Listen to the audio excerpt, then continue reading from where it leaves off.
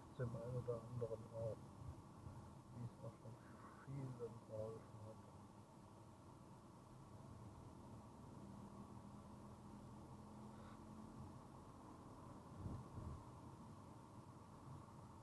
So, wir fahren jetzt an der P-Web entlang, also wir sind ja jetzt hier am Rückweg sozusagen.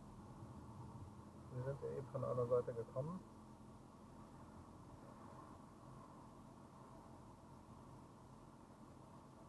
Und fahren jetzt mal die P-Web entlang. Wir fahren jetzt gleich mal eine ganz enge Straße. Und da müssen wir so ein bisschen sich konzentrieren. Schauen wir mal.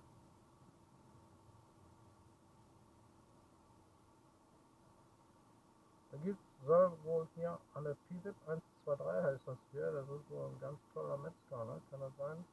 Also für die Nicht-Veganer unter uns, ne?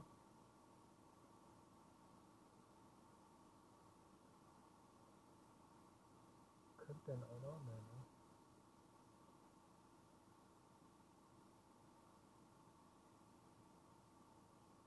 Warum fahrt ihr samstags? Warum nicht? Autofahren macht Spaß.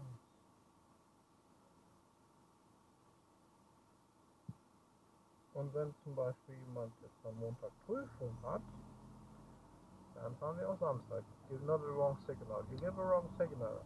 You give a wrong signal because you are too slow. And then the car on your opposite see that you come very very slow, and then it's meaning you stop. And then it's you driving, you know, or he.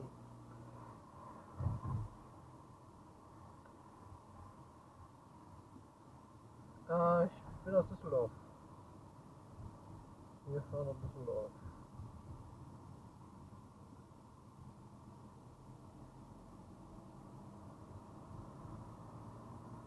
Natürlich, das alles fragen. Ihr dürft alles fragen.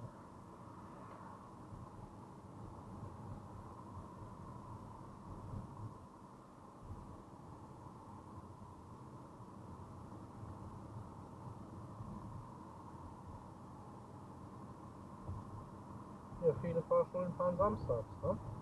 Aber auch nur bis 15 Uhr oder so, ne? Gut, ich liebe meinen Job und deswegen fahre ich jetzt bis 18:10 Uhr. So, here comes the combination.